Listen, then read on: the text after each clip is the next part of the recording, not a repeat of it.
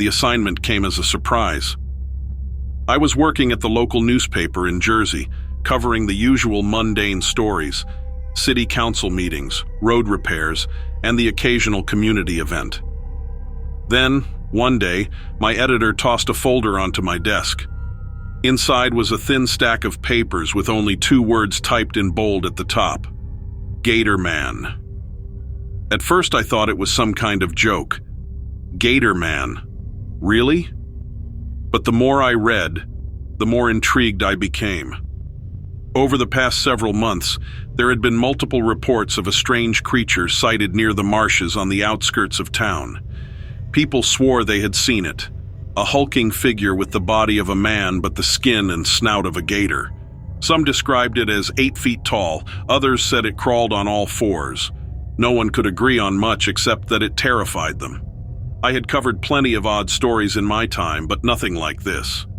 Cryptids, as they were called, were creatures of folklore, things people whispered about but never actually saw. Yet here I was, tasked with investigating this mysterious Gator Man. My first step was to talk to the locals. There were rumors, of course. There always are in small towns. People claimed to have seen the creature late at night, usually near the swamps. They described hearing strange noises, deep guttural growls that didn't belong to any animal they knew. But no one had any solid evidence. It was all hearsay. The residents I spoke with were eager to share their stories. Some were genuinely frightened, convinced that the creature was dangerous. Others shrugged it off, saying it was just a tall tale, something to keep kids from wandering too close to the water. Still, the more I heard, the more curious I became. I spent hours combing through old reports, trying to find any mention of similar sightings. There were a few, dating back decades, but nothing that gave me any real answers. The stories were always the same: brief sightings, strange sounds, and an overwhelming sense of unease. But no one had ever gotten close enough to see the creature clearly, let alone take a photo. Despite my skepticism, I couldn't shake the feeling that there might be something out there. Maybe it wasn't a cryptid. Maybe it was just a large alligator that had somehow made its way north. But that didn't explain the stories about it walking upright or the human-like tracks people claim to have found. One evening, as the sun dipped low over the marshes, I decided to take matters into my own hands. Armed with a flashlight, a camera, and a notebook, I set out to explore the area where most of the sightings had been reported. The air was thick with humidity, and the swamp was eerily quiet. I wandered deeper into the wetlands, the ground squelching under my boots. The tall grass rustled in the breeze, casting long shadows that danced across the water. I knew it was probably just my imagination, but I couldn't shake the feeling that something was watching me. Hours passed, and I found nothing. The sun had long since set, and the only light came from my flashlight's weak beam. I was just about ready to call it a night when I heard it. I froze, straining to listen. The growl came again, closer this time. My pulse quickened, and I turned slowly, shining my flashlight into the darkness. At first, I saw nothing, just the tangled mess of trees and undergrowth. But then, out of the corner of my eye, I caught a glimpse of something large. It moved quickly, too fast for me to get a good look. But what I saw, even in that brief moment, was enough to make my blood run cold. It was tall, with broad shoulders and thick, scaly skin. Its head was elongated, like that of a reptile, and I could have sworn I saw the glint of yellow eyes before it vanished into the swamp. I stood there, stunned. Had I really just seen it? The Gator Man? It had been so quick, so fleeting that I wasn't sure if my mind was playing tricks on me. But I knew one thing for certain: I couldn't prove it. I hadn't captured a photo, hadn't gotten a clear enough view to describe it in detail. It was just a glimpse, nothing more. I spent the rest of the night wandering the marshes, hoping for another sighting, but the creature never reappeared.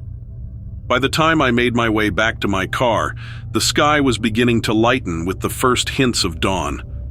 I was exhausted, my clothes soaked with sweat and swamp water, but my mind was racing. Over the next few days, I replayed the encounter in my head, over and over again. I tried to convince myself that it had been a trick of the light, that maybe it was just a large alligator or a shadow cast by the trees. But deep down, I knew what I had seen. The problem was, I couldn't prove it. No one would believe me without evidence, and I had none. I could write the story, but it would be just like all the others, based on rumors and fleeting glimpses. Nothing concrete. And in the world of journalism, you need more than just a hunch to make a case. Still, the experience stuck with me. Every time I drove past the marshes, I found myself scanning the horizon, hoping for another glimpse of the creature. Part of me wanted to believe that there was something out there, something beyond our understanding. But another part of me knew that without proof, it would remain just another legend, a story passed down from one generation to the next. In the end, I filed my report, leaving out my own encounter. I wrote about the sightings, the rumors, and the fear that gripped the local community. But I couldn't bring myself to claim that I had seen the creature, not without evidence. And so, the legend of Gator Man lives on, a mystery lurking in the shadows of the Jersey marshes, waiting for the next person brave enough, or foolish enough, to seek it out. As for me, I'm not sure if I'll ever go back. Some things, I think, are better left unknown.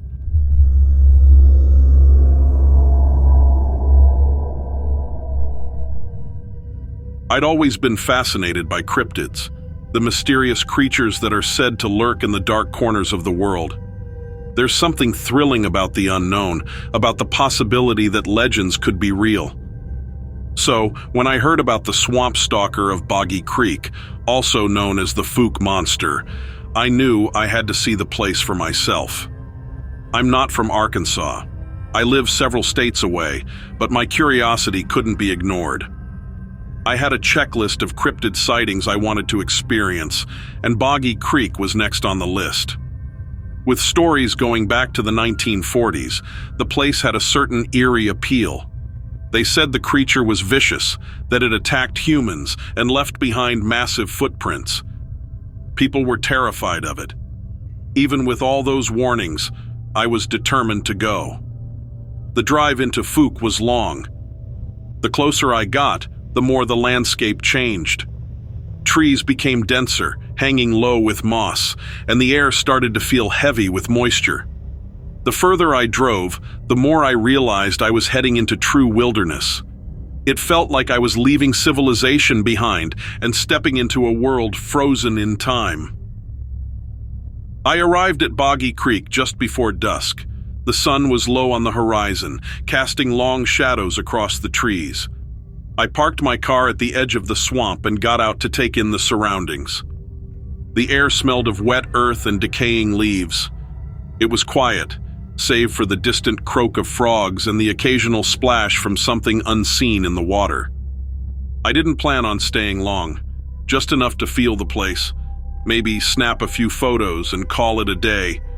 But as I stood there, gazing at the swamp, I couldn't shake the feeling that I was being watched. It wasn't just the typical unease that comes from being alone in the wild. It was something deeper, more primal. My heart began to race, and I found myself glancing over my shoulder every few seconds. I chalked it up to nerves. After all, the stories of the Fook monster were legendary. People had claimed to see a large brown humanoid creature stalking through these woods. It had attacked a family back in the early 70s, and its presence had been the subject of countless news reports and documentaries. But like most legends, I assumed it was probably just that, a story. At least that's what I told myself. The light was fading fast, so I grabbed my flashlight from the car and decided to take a short walk along the edge of the swamp. I didn't want to go too far, just enough to feel like I'd truly explored the area. As I walked, the silence became more profound. Even the frogs seemed to have quieted down, as if something had scared them off. I stopped for a moment, listening, straining to hear anything out of the ordinary. And then I heard it. A rustling sound, low and deliberate, came from somewhere behind me. I froze, my pulse quickening. It wasn't the wind, and it wasn't an animal. The sound was too heavy, too purposeful. Slowly, I turned, shining my flashlight into the trees. At first, I saw nothing but the dense undergrowth, shadows dancing between the branches. But then, in the distance, I caught a glimpse of something moving. It was tall, far taller than any person, and it moved with a strange, loping gait. Its body was covered in matted brown hair that blended almost perfectly with the bark of the trees. It was upright, walking on two legs. It was the Fook monster. I couldn't believe what I was seeing. The creature paused, standing still for a moment, as if it was assessing me, deciding whether or not I was a threat. Its eyes reflected the light from my flashlight, glowing faintly in the growing darkness. I was rooted to the spot, too terrified to move, but also too mesmerized to look away. Then, in a flash, it let out a growl that rumbled through the air. My fight-or-flight instincts kicked in, and without thinking, I turned and bolted back toward my car. The sound of crashing footsteps followed me through the woods. It was chasing me. My heart was pounding so hard I thought it might burst out of my chest. I didn't dare look back. As I sped away, I caught a final glimpse of the creature standing at the edge of the trees, watching me. It didn't follow, but I could feel its eyes on me even as I disappeared down the road. I didn't stop driving until I was miles away from Boggy Creek, my hands still trembling on the steering wheel. I had come here hoping to cross the Fook monster off my list, but instead I'd encountered something far more real and far more terrifying than I ever expected.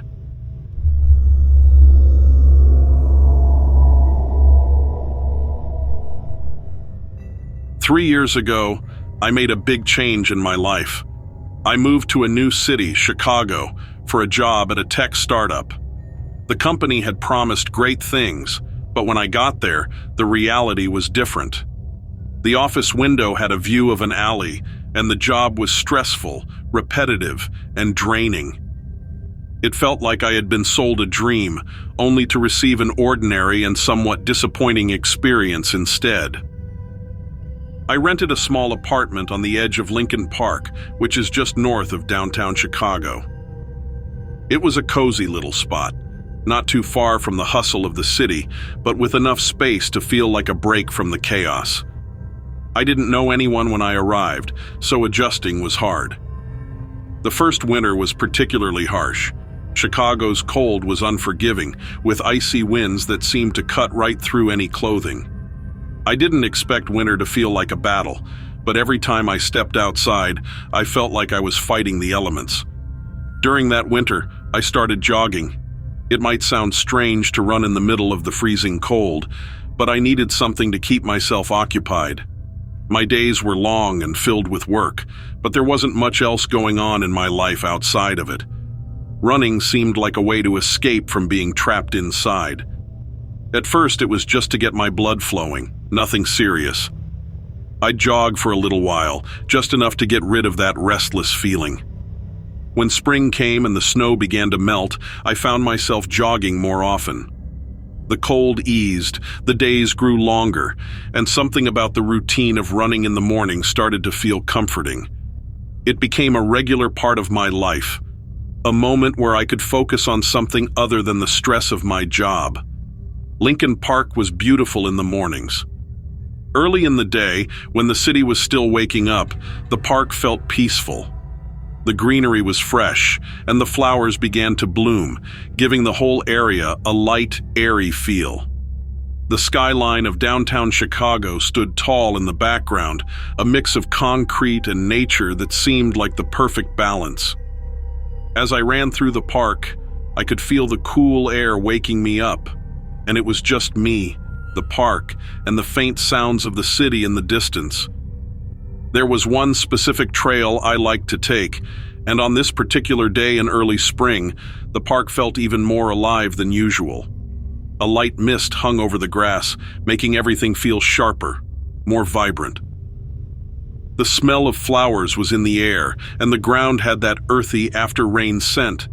It felt like the park had come alive after the long winter, and I was right there with it, soaking it all in. But just as I was getting into my rhythm, something changed. The peacefulness of the morning felt off. I couldn't quite explain it, but I suddenly had the distinct feeling that I wasn't alone. It wasn't like seeing someone in the distance. It was more like the feeling of being watched. My skin prickled, and I slowed down, trying to shake off the sensation.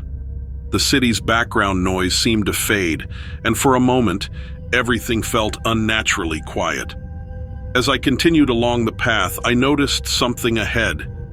It was a dark shape sitting on the railing of a small bridge in the park. At first, I assumed it was a person, maybe someone waiting for the sunrise or trying to capture a photo. But as I got closer, I realized that something wasn't right. The figure was too tall, too still. My gut told me to be cautious, but my curiosity got the better of me, and I kept walking toward it. The shape became clearer as the early morning light grew brighter. It wasn't a person. It wasn't anything I had ever seen before. It was a creature.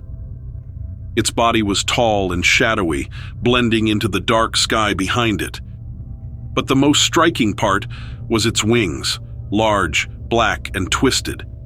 They looked unnatural, like they didn't belong on this creature, or even in the park. I stopped in my tracks and squinted. What was this thing? As I stared, it turned toward me, and I froze. Its eyes were glowing red, not like a reflection of light, but like they were truly lit from within. They were menacing, filled with an intensity that sent a wave of fear through me.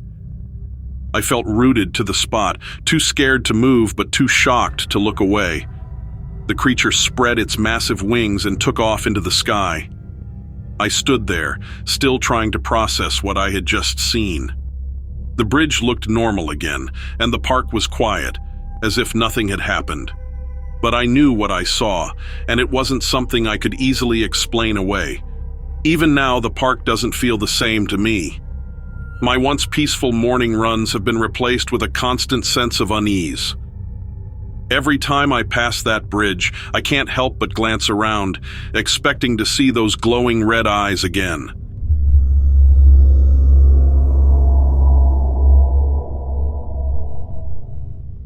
I am a 35-year-old woman from Seattle. After working in the Navy for 8 years, including 2 deployments to the Middle East, I now work in a local government office focused on emergency management. I grew up in a small town near Mount Rainier, where my family owned a cabin by the lake. We spent our weekends there, hiking and exploring the area during the summer. I've always been curious about unusual creatures, but I never took stories about them too seriously until I had an experience of my own. This happened on September 15th, while I was hiking in Olympic National Park near Lake Crescent. Lake Crescent is located in Washington, on the northern side of the Olympic Peninsula.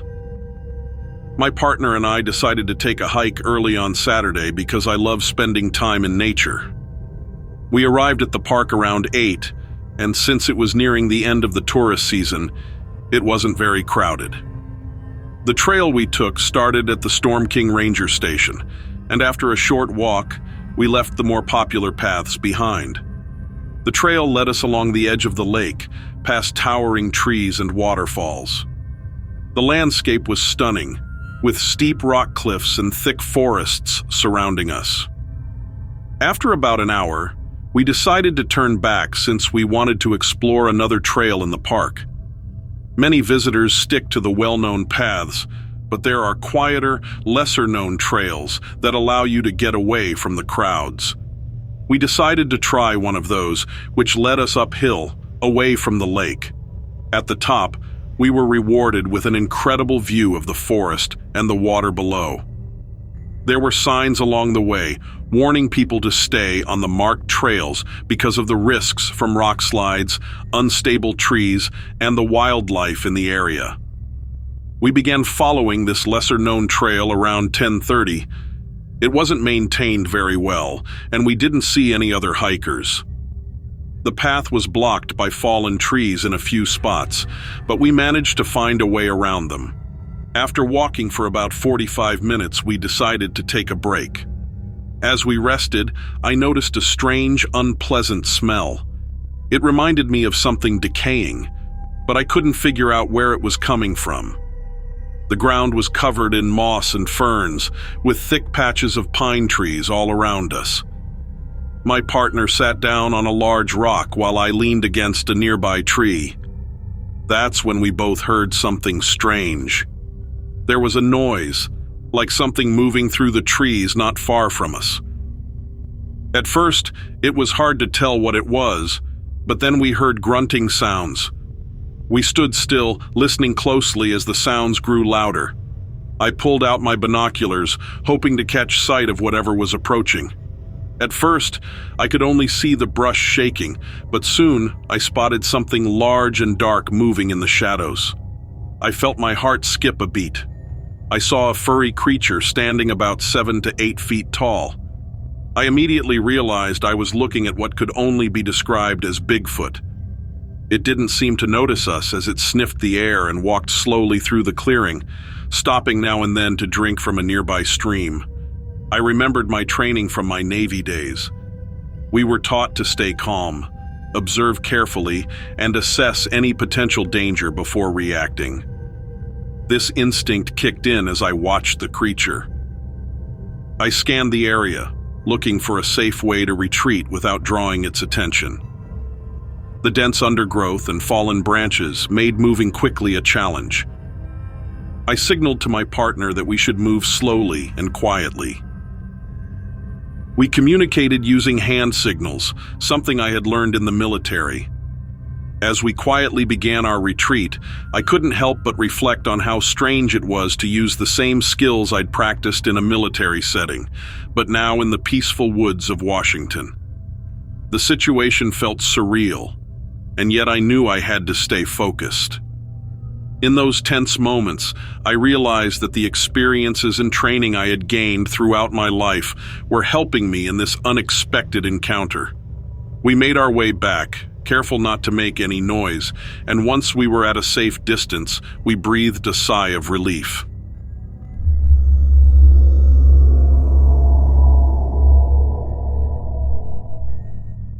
It was late autumn when I moved into the old house by the woods. The air smelled of damp leaves, and the wind had a way of making everything creak. The house was bigger than I needed, but something about its crooked charm drew me in. From the first night, I noticed little things. The temperature would drop suddenly in the hallway outside my bedroom. There was always a faint scent of flowers, like lilies, though none grew anywhere nearby. I tried to ignore it, chalking it up to the house's age. A week passed before I found the room. Hidden behind an old bookcase, it was small and cold, with a window facing the forest. There was nothing inside except for a dusty rocking chair. It looked like it hadn't been touched in years. I didn't think much of it and went about my days. But at night, I would hear it, the soft creak of the rocking chair moving back and forth. The first time I heard it, I convinced myself it was just the wind, maybe the floor settling. The house was old after all. But as the nights passed, the sound grew louder, more persistent. I started noticing the chair would move slightly each day. At first it was just a few inches forward, then back. One morning it was facing the door as if someone had sat in it and pushed themselves away. The air in that room was always colder, as if the warmth from the rest of the house refused to enter. I stopped going in. I started keeping the door closed, but the rocking wouldn't stop. It got louder, more rhythmic, like someone was deliberately swaying back and forth, waiting. One night, curiosity got the better of me. I grabbed a flashlight and crept toward the room. As I opened the door, the smell of lilies washed over me, stronger than ever. The chair was still now, perfectly still. I stepped inside, shining the light on the chair. And then I felt it. A soft brush against my arm. Cold, gentle, like the touch of a hand. I froze. There was no one there, but I knew I wasn't alone. The air was heavy, thick with a presence I couldn't explain. I backed out of the room and shut the door, but the feeling stayed with me all night. From that day on, I didn't go near the room. The rocking never stopped. It would echo through the house, growing louder and louder as the days grew shorter. The lilies bloomed everywhere, filling the house with their sweet scent, though no one ever planted them. I moved out at the end of the season. I never went back. But sometimes, late at night, when the wind howls through the trees, I swear I can still hear the creaking of that chair, rocking back and forth in the empty room, waiting,